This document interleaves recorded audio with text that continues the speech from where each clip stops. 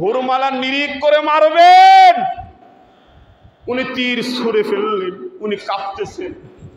আমার ইবনে সাদ বলে, কি ব্যাপার, তীর মারছো না কেন, তীর রেখে দিলে কেন, তুমি কাঁপতেছো কেন? হুরমালা বলে, খোদার কসম, আমি যখন মাওলা আলী আসগারের দিকে তীর ধরি, আমি দেখি মাওলা আলী আসগারের সামনে মা ফাতেমা এসে দাঁড়িয়ে গেছে। মা ফাতেমা উনার বুক আগাই দিছে যে আমার আলী আসগারের গলায় যেন না ঢোকে, আমি মা ফাতেমার কলিজার মধ্যে তীর ঢুকে যাও। আমি দেখি কে যেন হেজাব পরা পর্দার মধ্যে এভাবে এসে দাঁড়িয়ে গেছে, আমি ভয় পাইছি। হুরমালা বলতেছে, আমি পারবো না, আমি কম্পিত হচ্ছি। ওনার উপর আবার নির্দেশ আসলেন, তুমি দ্বিতীয়বার চেষ্টা করো, নিক্ষেপ করো তীর। পানির বদলতে তীর মাওলা আলী আসগারের জন্য মারছিলেন না। কিতাবের মধ্যে লেখে মাওলা হুসাইনের এই দেহ, এই বুক টার্গেট করে তীর মারা হয়েছিল। যখন হুরমালা মাওলা হুসাইনের বুক টার্গেট করে তীর মারল, তীর ছুটল কোলের মধ্যে মাওলা আলী আসগার, 6 মাসের শিশু। উনি দেখলেন তীর আসতেছে, তীর আসতেছে। মাওলা আলী আসগার উনি কোলের মধ্যে শোয়া অবস্থায় ছিলেন, বাবার শরীরের তীর ঠেকানোর জন্য কোলের মধ্যে মাওলা আলী আসগার বাবার তীর ঢুকার আগে উনি ওনার গলা দান করে দিলেন। উনি ওনার আগায় গেলেন, বসে পড়লেন।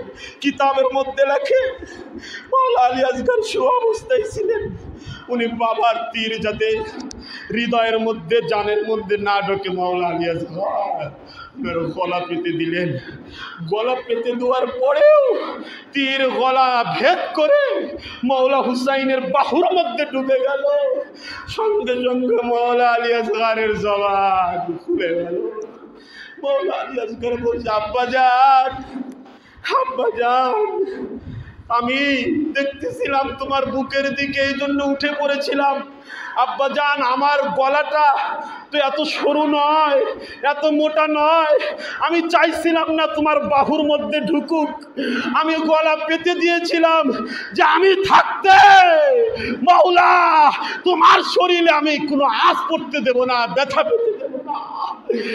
বাবা মাওলা, তোমার বুকে পড়ার আগে আমার তুমি মাফ করে দিও, তোমার বাহুর মধ্যে ঢুকে গেছে, কারণ আমার গলাটা তো অত সরু না, মোটা নয়, এই জন্য আমি আর বেশি ঠেকাইতে পারি না। মাওলা আলী আসগার শাহাদাত বরণ করলেন। ইমাম পাক রক্ত জমিনের দিকে মারতে চাইলেন, জমিন থেকে শব্দ আসলো, ইমাম পাক খবরদার, এই পবিত্র রক্তপাক জমিনে মারবেন না, জমিন কোনোদিন গাছ ফসল জন্মাবে না। আকাশের দিকে মারতে চাইলেন, একই শব্দ আসলো, কিয়ামত পর্যন্ত কোনো বৃষ্টি হবে না।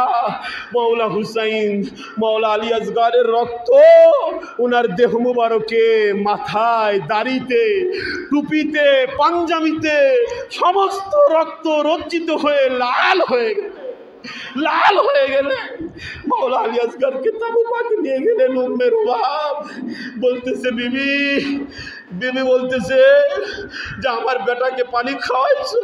বলে, হ্যাঁ, তোমার বেটা হাউজে কাউসার খেয়ে নিয়েছে, তোমার বেটা হাউজে কাউসার পান করেছে। তার দাফন কাজ শেষ করলেন, জানাজা বালুর মধ্যে সমাপ্ত করলেন। একটু পরেই দেখে একটা ঘোড়া থেকে সওয়ার হয়ে কে যেন আসছে।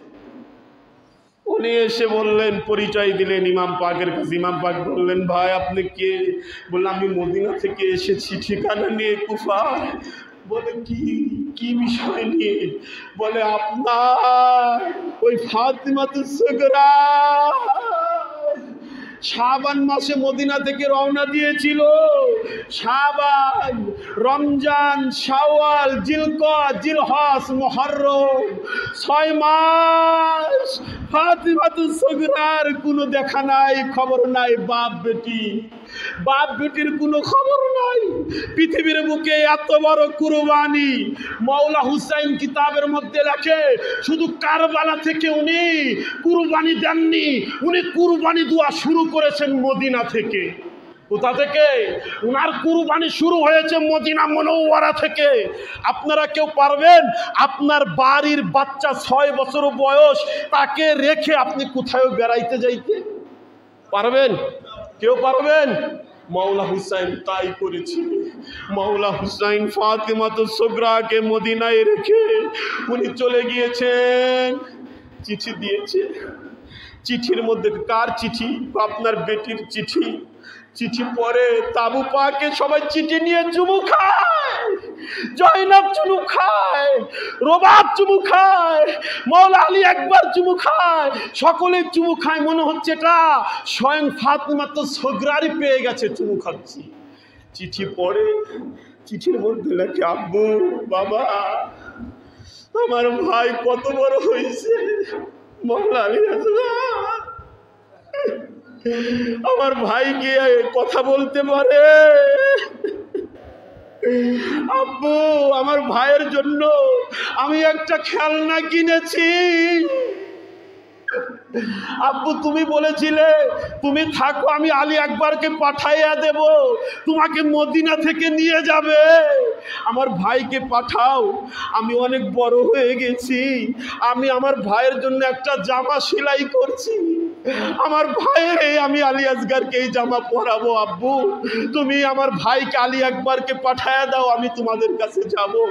আমি রাস্তায় বের হই সকালে, যত মানুষ বাসার সামনে দিয়ে মদিনা দিয়ে যায়, আমি জিজ্ঞেস করি আমার বাবাকে দেখেছেন? তোমার বাবাকে? বলে হুসাইন, মাওলা হুসাইনকে দেখেছেন? কেউ বলে না, দেখি নাই, দেখতে পাই নাই।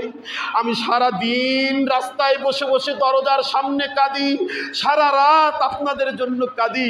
বাবা আমাকে তাড়াতাড়ি নিয়ে যান, আমার ভাইয়ের জন্য আমি খেলনা জামা নিয়ে বসে আছি।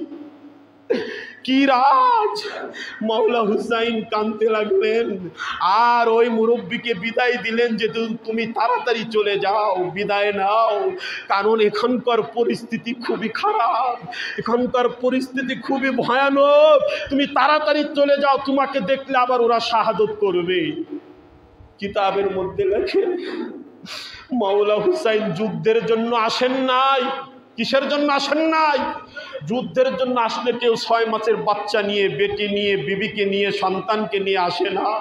কিতাবের মধ্যে লেখে আমার ভাইরা, মৌলার আশেকেরা, বাবাজিরা, মুর্শিদের প্রেমিকরা, কিতাবের মধ্যে লেখে যে আমরা পৃথিবীতে আমাদের মাথা বাঁচানোর জন্য হাত ব্যবহার করি। আপনি মারামারি লেগেছি, আপনার মাথা কেউ যদি বাড়ি দেয়, আপনাকে কি দিয়ে ঠেকান? কি দিয়ে ঠেকান? হাত দিয়ে প্রতিরোধ করি, হাত দিয়ে ঠেকাই। মাওলা হুসাইন বিপরীত, উনি উনার হাতকে বাঁচানোর জন্য মাথা দিয়ে তলোয়ার ঠেকাইছে। বলেন সুবহানাল্লাহ। উনার ওয়াদা ছিল হাত যেন নিতে না পারে, এই জন্য মাথা দিয়ে দেই। আমরা মাথা ঠেকানোর জন্য হাত ব্যবহার করি, আর মাওলা হুসাইন মাথা হাত ঠেকানোর জন্য মাথা ব্যবহার করেছে।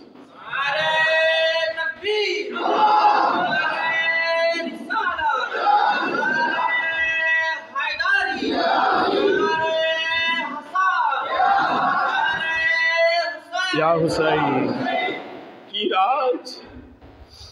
মাওলা হুসাইন বলতেছে আমি কেন হাত দেব? এই হাত তো আমার না, এই হাত আমার নানা, এই হাত তো আমার না, এই হাত আমার মাওলা আলী মুশকিল কুশ আমার বাবা, এই হাত তো আমার না, এই হাত আমার ভাইয়ের, এই হাত মদিনার রওজা শরীফ শুয়েছে, এই হাত কাবা শুয়েছে, এই হাত কুরআনের পাতা শুয়েছে, এই হাত নানার পিঠ মুবারকে লেগেছে, এই হাত আমার নানার চুমু আছে। আমি হাত রক্ষা করব, হাত পাক আমি সব দিয়ে দেব, কিন্তু আমার হাত দিব না।